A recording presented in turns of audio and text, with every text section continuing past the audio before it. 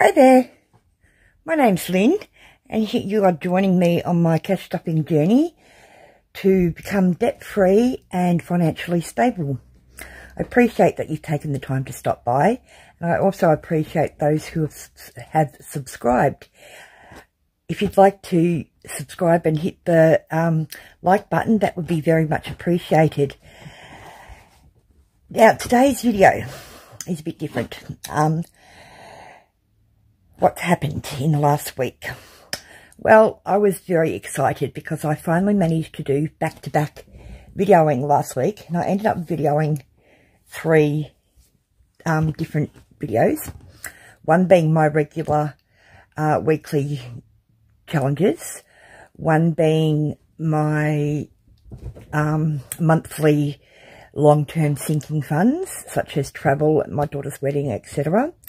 And the other one was a cash exchange, because after a few consecutive hot days, to be honest, I just couldn't be bothered going to the bank to get some cash out, like the right denominations. So I just did a cash exchange with what I already had on hand in my binders. Yeah, so that was 3 separate videos. And then I went to upload the first one, and after 2.5 hours it was still only at 43%, so I stopped it and tried again, and it just wouldn't load. So I tried a different video, and that froze within the first 3 minutes or something. Then my phone died, so I tried to recharge it, and 2 days later, and it was only still on 10-15%. So I have been saying for a while I desperately needed a new phone. And unfortunately, it came the time that I had to bite the bullet. Even though I was saving as a high priority, had to bite the bullet and go and get a new phone, because my one was just useless. Admittedly, I've had it for, I don't know, at least 10 years. Now, I've never been one to, spend a lot of money on phones. As long as, you can make calls, receive text messages, take a photo or two, it was fine by me. Obviously never needed it for recording, doing videos, etc. in the past. The most I've ever paid for a phone was about $300. Usually it's, $150, $200. But this time I sort of splurged a bit and went all out, and I actually got a decent phone. It's a smartphone, so hopefully I can do a lot more things with it, and I've been having a good play around. So it's not top of the range, because I just can't justify spending, over $1,000 for a phone. But it did, by the time I got, the case and screen protector, etc., it was around $600.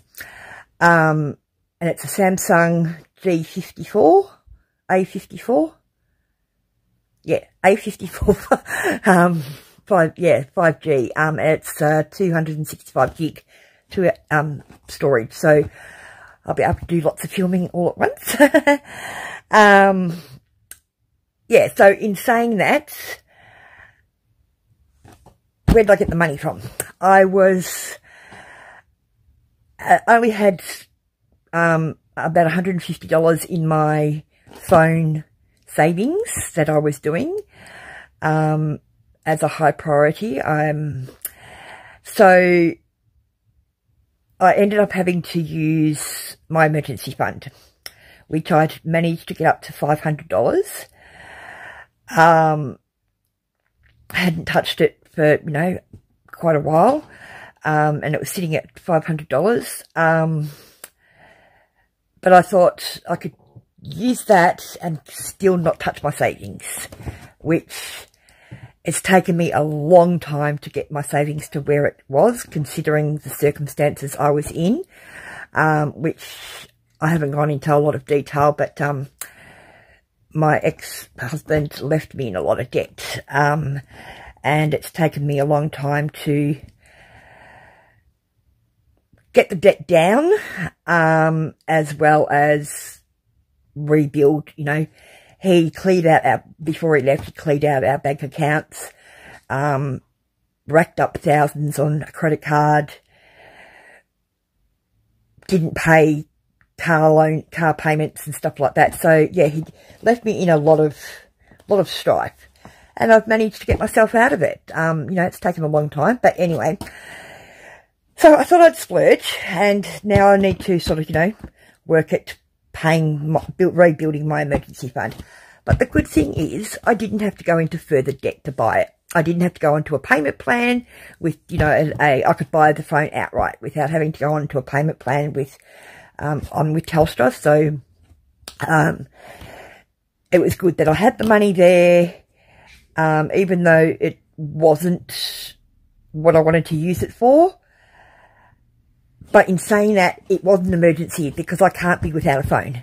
I need, like, you know, now that my kids, two of my kids have fully moved out and my son's in and out, I need to have a phone to be able to, you know, contact them or for them to contact me. Yeah, so it was an emergency, but I was trying to save for it elsewhere. Anyway, so hopefully after I finished filming this, I'm going to have a play around, and I have downloaded a editing app which I wasn't able to do on my previous phone, so hopefully I might be able to produce some better videos for you all. Anyway, just a recap on what I did in the last 3 videos. Like, as I've mentioned, I did the bill exchange. So I've got money to do this week's cash stuffing. I did my monthly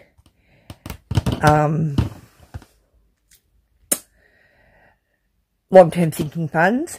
I also did my coin challenge. I added to return and earn. I think there was nearly $40 this month. By memory, I will get that out in my next video to show you an update. I also showed an update of my Beauty and the Beast challenge, which I haven't shown for a while because I don't do that with my normal challenges. I do that as a odds and evens game that I play with my grocery money, which I do completely separately, and it's off camera. So I didn't update on that because I hadn't shown it for a while. And if you've seen my Instagram photo, you would have seen that I actually completed 2 challenges. Now, the first one was the summer seasonal challenge, Summer by the Sea, which was $100. And the other one was my Easter challenge, which was, I think it was $90. What's that? $45, $50, $80, $90. Yeah. So the $90 plus a little bit extra that I already had in my Easter envelope has gone straight into my, well, it went straight into my wallet, because I've already started doing Easter shopping, by purchasing my grandkids their winter pajamas. As far as chocolate goes, I don't need to get the grandkids anything, but I still get my own kids an Easter egg. But oh my Lord, I had a quick look at them when I was doing grocery shopping the other day, and the cost of chocolate is mind-blowing. It's like you used to be able to get a box of, you know, the Cadbury favourites for about $12, $15. $32 for a box of chocolates. And, you know, the Easter bunnies were $9, and, you know, just for the little Cadbury one. And I was just like, okay, maybe they'll just get a tray of eggs. I'll just get them a tray of eggs, like, you know. And even they were like, I think $7 for a tray of eggs. And it was just like, oh my Lord, I just couldn't believe it. So I might just have to buy them a block of chocolate. But yeah, I used to give my own kids, you know, they'd get something, you know, for Christmas, for Easter. But I used to always get them their winter pyjamas and, you know, if they needed new slippers, and a book, with each occasion, like Easter, birthday and Christmas. My kids always got a book, because I'm an avid reader myself.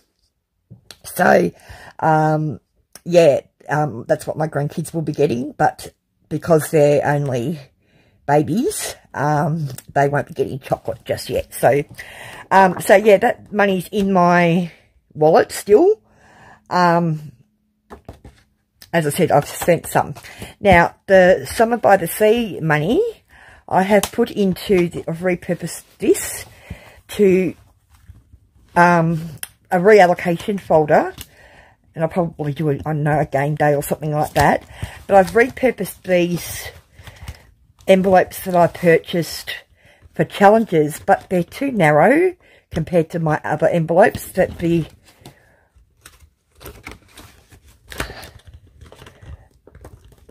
That one's not going to fit at all. Neither is that one. But, like when I put the challenge in it, they were sticking out and I didn't like it, because it only goes to like there, the bottom of the word, whereas there's all this, yeah, so it would sit to there, no matter whose challenge it was. You know, I've purchased challenges from many different people, and no matter whose it was, they were sticking out, and I didn't like that. So rather than obviously, you know, have them sitting in a drawer with no purpose, I've repurposed them to put into here because they fit the money perfectly, like, you know, the notes. So I've turned them around, obviously, and I'm just going to, once I decide what my high priority binders are going to be for reallocation, I'm going to just put a little label on the corner of each. You know, one will be, for an example, health, house, events, debts, probably. I'm not sure. Yeah, I'll have to, you know, go through and sort that out. So that was that, how I redid that and whatnot.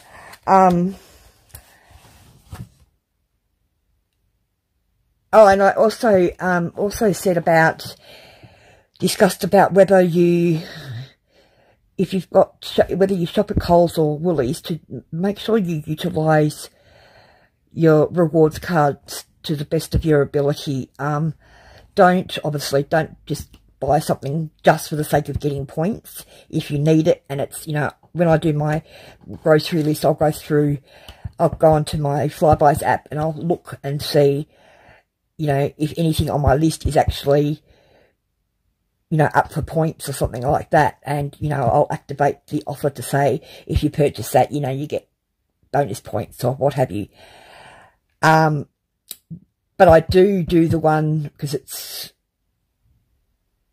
if you spend $60 each week for 4 weeks, you get 10,000 credits, which is equivalent to $50, which I've just finished one recently, and another one's just started. Now, I spend between $60 and $100 each week anyway, so I wasn't spending any more, and I thought, you know, it's bonus money, and I just let that accumulate to put towards Christmas. Like, you know, I purchased, because the added expenses of, you know, Christmas food and seafood, and you know, stock up my pantry for over the holiday period, and you know, I could use it for gift cards, etc. as well. So that's how I let it accumulate. I've already got a couple of $100 in there since the beginning of the year, which is really great. And also the Receipt Jar, which is an app that you just scan your receipt. There's quite a lot of different organisations or businesses that you can scan from. It's not just the supermarkets. It's like, you know, Chemist Warehouse and Dan Murphy's and Officeworks and Bunnings and things like that. So you just scan your receipt. You're not spending any more than you need to. Scan it. You get points for, you know, how much you've spent. And once that accumulates, you can transfer it into vouchers. And I've already, you know, got enough to exchange for, I haven't cashed anything in yet, but I've already got enough to exchange for gift vouchers for that. So anything bonus that you can think of that, you know, you're involved with, it all helps. It all helps with your budget. It all helps with your expenses. And as I've always said, every cent counts. And if you can save here and there, do so. Anyway, that's enough of me rambling about what's going on. Now that I've got this new phone, I'm going to have some fun. I'm about to film my Happy Mail, which I'm so excited to show you. And I've been hanging out to film that.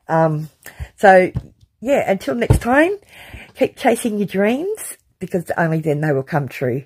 Bye, guys.